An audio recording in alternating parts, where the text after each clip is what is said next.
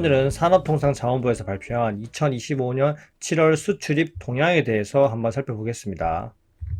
7월 수출은 무역 수지가 흑자가 나왔고 2개월 연속 월 기준 수출 최대치를 경신했습니다. 우리 무역이 다시 활기를 찾는 듯한 모습인데요. 앞으로 어떤 변화가 있을지 한번 해석해 보겠습니다. 일단 페이지를 보시면 36페이지입니다. 이 수많은 36페이지를 다 읽기에는 너무 힘듭니다. 왜냐하면 매달 발표되는 지표거든요. 일반인들이 바라보기에는 정말 너무 힘들고요. 그래서 저도 그냥 간단하게 정리를 한번 해봤습니다. 함께 보시죠. 렛츠고! 일단 한번 살펴보면 7월 수출은 608억 달러, 그리고 수입은 542억 달러로 무역수지가 66억 달러 흑자입니다. 7월 수출은 역대 7월 중에서 최대 실적인 600억 달러를 돌파했다는 것에 상당한 의의가 있고요. 관세 협상 우려에도 이 정도로 수출한 것은 선방했다고 볼 수 있죠. 우리나라 15대 주력 수출 품목 중에서 반도체, 자동차, 선박이 견인했습니다. 반도체 수출은 메모리 중심으로 고정 가격 상승과 그리고 AI 서버 관련 반도체 제품, 고부가 제품이 견조한 수요를 보였고요. 아까 말씀드렸듯이 역대 7월 중 최대 실적을 기록했습니다. 8월 초 관세 협상을 앞두고 7월에 수출을 막바지로 끌어했다는 걸 알 수 있고요. 그리고 자동차는 미국 시장에서는 약간 줄어들었지만 미국 외 시장, EU, CIS, 중남미에서 수출이 호실적을 보였고요. 하이브리드와 내연기관차가 수출이 증가했다는 걸 알 수 있습니다. 선박 수출은 상당히 좋습니다. 5개월 연속 증가세고요. 다만 석유 제품과 석유 화학 수출은 저유가 등에 따른 제품 가격 하락으로 감소 흐름이 지속되고 있습니다. 이번에 무역 수지가 흑자 나온 것도 국제 유가 하락 덕분에 에너지 수입이 줄면서 무역 수지가 흑자를 유지하는 데 한몫을 했죠. 즉 한국은 유가 안정이 곧 한국의 무역 안정과 직결된다는 점을 다시 한번 생각해 볼 수 있는 대목이고요. 일단 반도체 수출은 AI 투자 붐이 불면서 데이터 센터 그리고 서버형 메모리 수요가 견고한 흐름을 보이고 있고, 앞으로 반도체 수출은 AI 산업 전체의 성장 엔진이 되는 중요한 요소이니 반도체 수출에 상당히 신경 써야겠죠. 지역별로 수출 현황을 한번 보겠습니다. 역대 순위 1위는 미국이고요. 2위는 중국이 아니라 아세안, EU, 인도 시장입니다. 중국 수출은 100억 달러를 넘었지만 5개월 연속 감소 추세를 보이고 있습니다.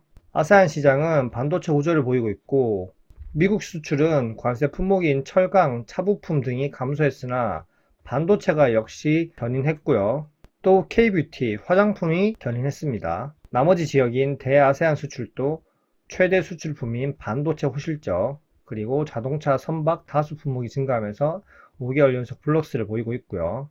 일단 미국 수출이 정체되고 있는 모습을 보이고 있는데 관세 품목 영향도 크고요. 그리고 현재 한국 제조업 공장, 고임금 일자리가 계속 미국 현지로 빠져나가고 있고, 현지 생산 확대 등에 따라서 순수 전기차 수출이 큰 폭으로 감소했습니다.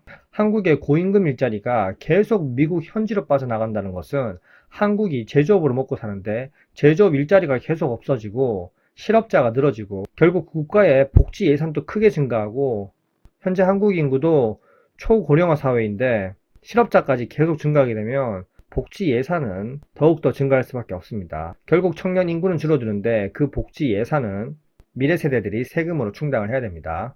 어쨌든 전체적으로 보면 한국이 아세안, EU, 그리고 중남미, 인도 이런 신흥 시장들로 수출 다변화 전략을 꾀했고 실제로 효과를 보고 있다는 긍정적인 수치를 확인할 수 있습니다.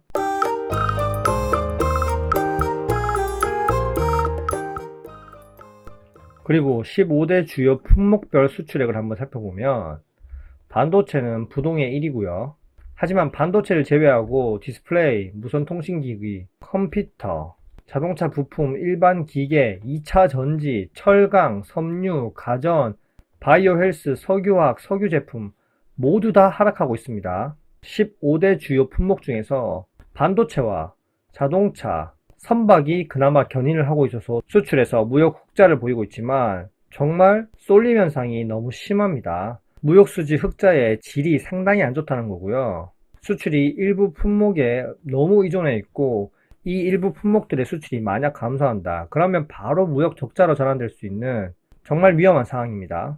아직까지 무역 수지는 흑자를 유지하고 있지만 무역 수지가 언제 기준으로 최대치를 갈아치웠다고 언론에서 계속 얘기하고 있는데 사실 그 속을 들여다보면 반도체, 자동차, 선박 3대 주력 품목 말고는 수출이 계속 줄어들고 있는 안 좋은 현상입니다.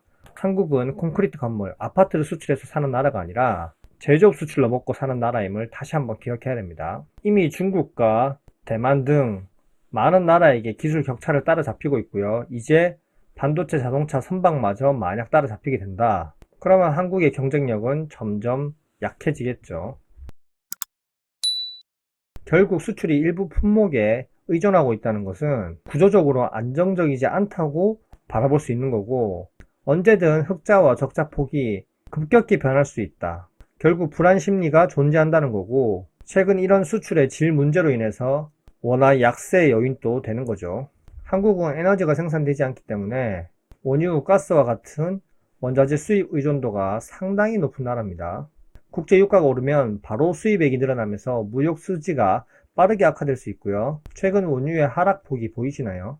그리고 경상수지도 한번 보시면 상품 수지는 수출 호조로 인해서 흑자지만 서비스 수지는 계속 적자입니다. 경상수지의 안정성 역시 떨어지고 있고요. 결국 외환시장에서 한국을 바라볼 때 한국이 그렇게 건강한 시장이 아니라는 겁니다. 예전에 한국이 디스플레이 강국이었지만 지금은 디스플레이 강국이 아니죠. 어쨌든 산업부 장관은 이번 수출입 동향을 보고 대외 불확실성이 높은 상황에서 우리 기업들이 선전했다고 평가를 했고요. 트럼프가 얘기한 대로 무리한 관세가 아니라 어느 정도 낮은 수준으로 합의해서 미국 시장 진출 불확실성을 낮췄다고 얘기하고 있지만 없었던 관세가 생긴 건 안 좋은 소식이죠. 그리고 너무 수출이 일부 품목에 쏠려 있고요. 앞으로 AI 그리고 친환경, 고부가 사업에 집중을 해야 되고 시장 다변화를 가속해야 한다는 과제가 남아 있습니다.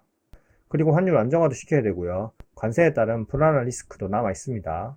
그리고 무엇보다 환율을 안정시켜야 됩니다. 현재 반도체, 자동차, 선박 일부 품목 말고 일부 품목이 이렇게 수출 호조를 보일 수 있는 건 수출이 잘 되는 것도 맞지만 원달러 환율이 높기 때문에 수출에 영향을 주고 있는 겁니다. 그에 반해서 수입 물가는 크게 증가하기 때문에 내수 경제, 내수 제조업은 더욱더 안 좋아지고 있는 거죠. 일단 수출 흑자라고 계속 얘기를 하면서 한국 경제가 좋은 듯 포장하고 있지만 한국 경제가 좋은 건 아닙니다. 환율과 또 다른 가장 중요한 요소인 유가가 현재 낮은 수준을 유지하고 있기 때문에 수입 물가가 상대적으로 낮아져서 무역수지 흑자 폭을 유지하고 있지만 시간이 지나서 과연 원달러 환율이 내려올까요? 내려오게 된다면 그리고 유가가 다시 또 상승하게 된다면 한국 무역 수지 흑자폭이 크게 흔들릴 수 있다는 점도 기억해야 됩니다. 한국 경제 체력을 나타내는 원달러 환율 정말 진정되지 않네요. 정말 우려 요소입니다. 여기까지 7월 수출입 동향을 잠깐 살펴봤는데요. 정리하자면 주요 3대 품목 반도체, 자동차, 선박이 무역 수지 흑자를 이끌었고요. 이 세 가지 품목 말고는 계속 줄어들고 있고 한국은 수출 다변화를 깨야 된다는 걸 알 수 있습니다. 현재까지 내용이 괜찮으셨다면 구독과 좋아요 부탁드릴게요. 안녕.